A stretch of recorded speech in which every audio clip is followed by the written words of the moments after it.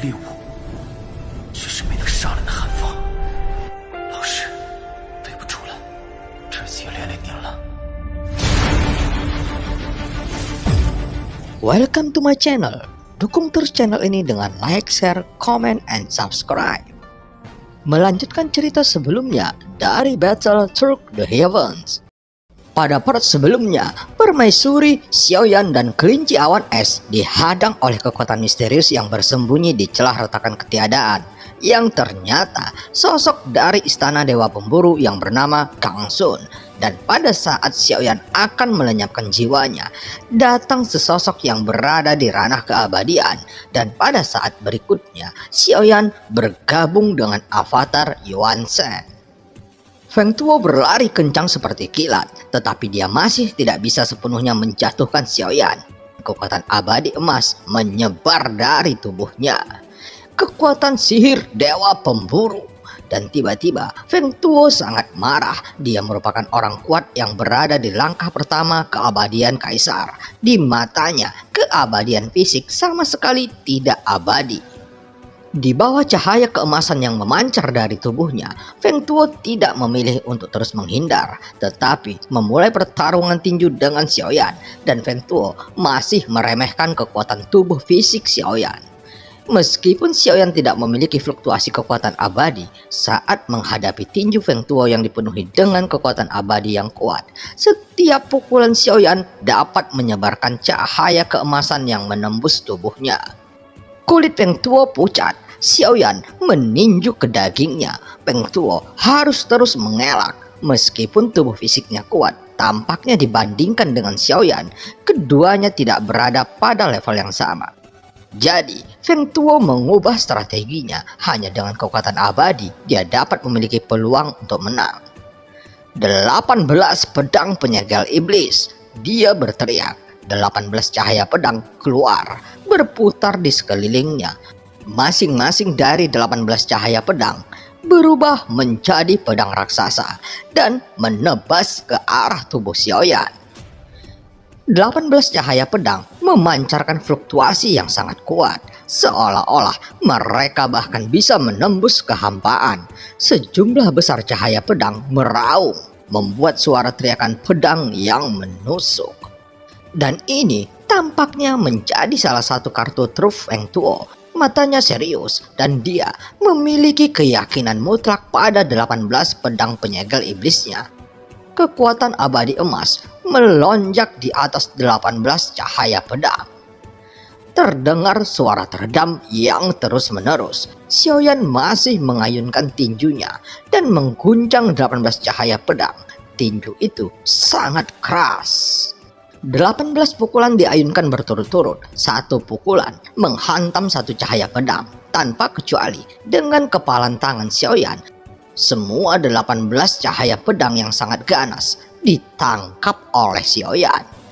Hah? Bagaimana ini mungkin? Mata Feng Tuo tiba-tiba menyipit, tetapi dia belum menyerah. Seorang yang abadi memiliki cukup metode, tetapi pada saat ini matanya benar-benar penuh tatapan mematikan dan sepertinya dia akan menggunakan kartu truf aslinya. 1000 ilusi bintang terbang. Feng Tuo membuka gulungan di tangannya dan segera membungkus Xiaoyan di dalam gulungan itu. Terlihat bintang yang tak terhitung jumlahnya menyelimuti Xiaoyan. Cahaya yang menyilaukan mengalir dan kemudian bilah cahaya yang tak terhitung jumlahnya bersiul ke arah Xiaoyan, seolah-olah menembus tubuh Xiaoyan di bawah cahaya bintang. Sosok Xiaoyan benar-benar tenggelam dalam cahaya bintang yang luas. Metode seperti itu seharusnya adalah kartu truf terkuat Feng Tuo. Aku telah membunuh 2 makhluk abadi dengan metode ini. Kamu sangat beruntung. Kamu akan menjadi yang ketiga. Feng Tuo mencibir, menatap Xiaoyan yang tampaknya sepenuhnya diblokir tanpa gerakan apapun. Senyuman kemenangan muncul di wajah Feng Tuo. Dia akan kalah. Mata kelinci awan es sedikit menyipit, terlihat sedikit khawatir. Seharusnya tidak cukup. Permaisuri tidak memiliki sedikit pun kekhawatiran di matanya. Sepertinya dia memiliki kepercayaan yang kuat pada kekuatan tempur Xiaoyan. Suara menderu datang dari 1000 ilusi bintang terbang yang terdengar seperti bel tumpul. Tiba-tiba 1000 ilusi bintang terbang muncul lubang besar dan seluruh gulungan itu benar-benar terbakar oleh tinju gabungan Xiaoyan dan avatar Yuan Shen. Sesaat kemudian, pukulan lain yang dipenuhi api dan guntur mendarat di ribuan bintang. Nyala api berkobar, menyebabkan seluruh gulungan itu terbakar, dan Xiaoyan meningkatkan sumber energinya, membuat nyala api semakin intens, dan benar-benar secara langsung menghancurkan ribuan ilusi bintang terbang yang dibanggakan oleh Feng Tuo. Ini adalah kekuatan fisik yang sangat kuat. Jika bisa melangkah lebih jauh, tubuh fisik dapat menginjak yang abadi. Dan itu tidak akan lebih lemah dari kekuatan keabadian Kaisar.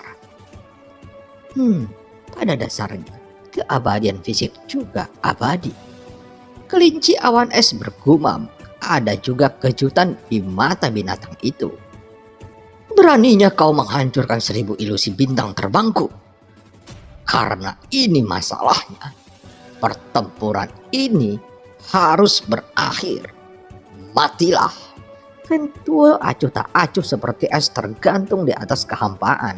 Cahaya keemasan keluar dari tubuhnya seperti putaran matahari keemasan. Setelah bertarung untuk waktu yang lama, kamu selalu dirugikan. Aku ingin melihat berapa banyak lagi trik yang kamu miliki. Dibandingkan dengan trikmu, mulutmu masih lebih keras. Suara datar Xiaoyan keluar perlahan. Bukannya Xiaoyan tidak ingin menyelesaikannya secepat mungkin, tapi memang metode Feng Tuo yang begitu kuat sehingga Xiaoyan tidak pernah menemukan kesempatan untuk menaklukkannya.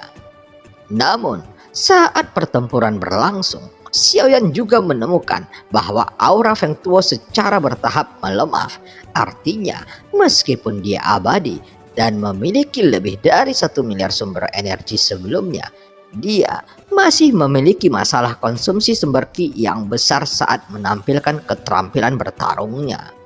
Langkah pertama keabadian Kaisar terlihat seperti ini sekarang.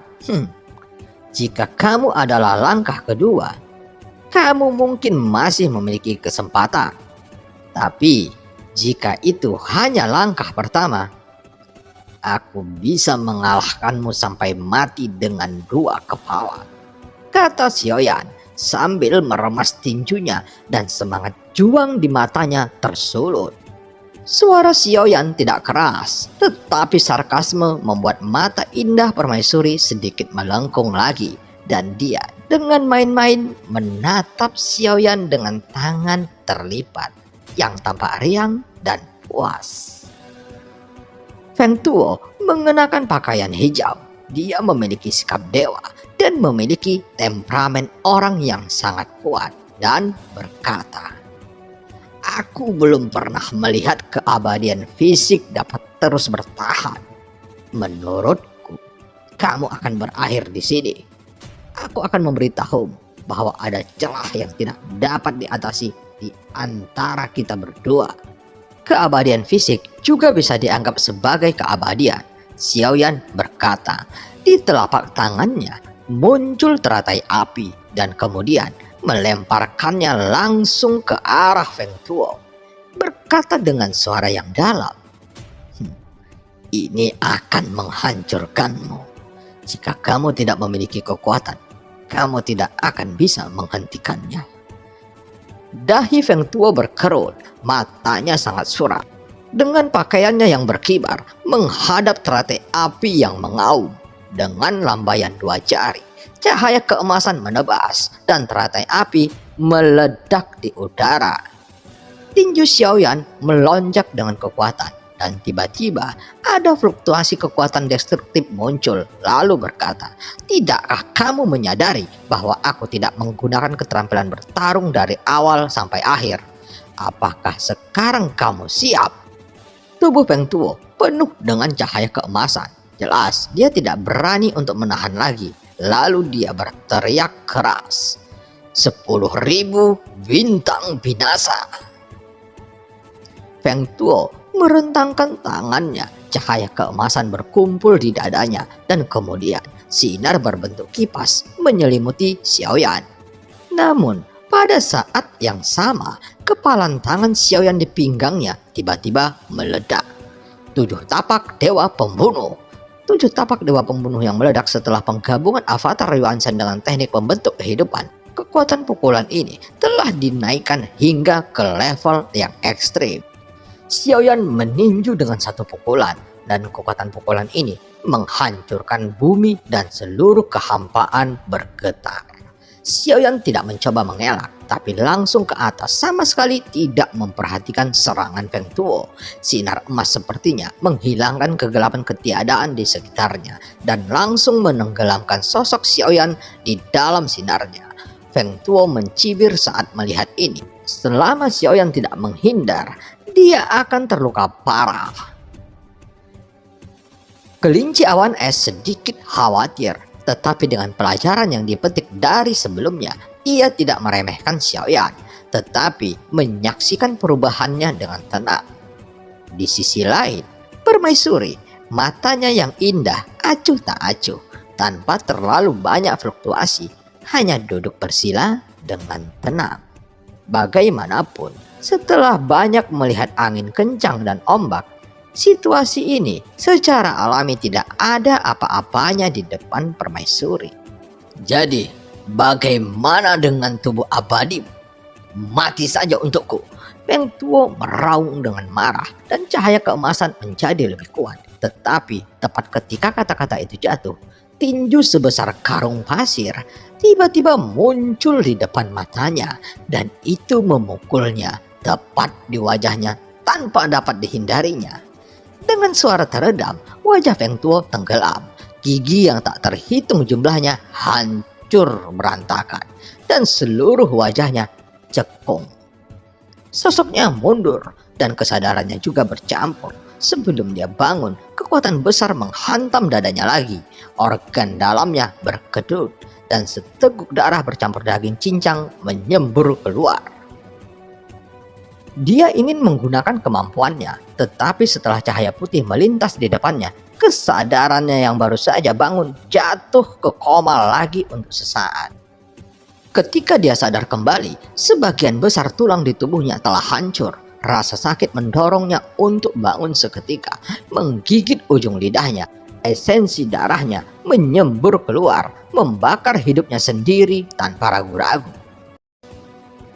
Dan film pun berakhir. Sampai ketemu di part selanjutnya. 还有何用？若是当年不与那人硬然定什么3年之约，恐怕也不会让这个家族幸甚失散。兄儿，你要走？一旦被他们锁定了位置，我们俩都会性命堪忧。所有的迎战，只为了这一天，我已经等待了太久。今天若是你能够安然无恙地走下擂台，萧炎从此不再踏进迦南学院半步。他迟早会发现的。既然如此，就给他一个惊喜吧。今天他不会让你们两人彻底的闭上嘴。就算他还活着，你们之间也绝不可能。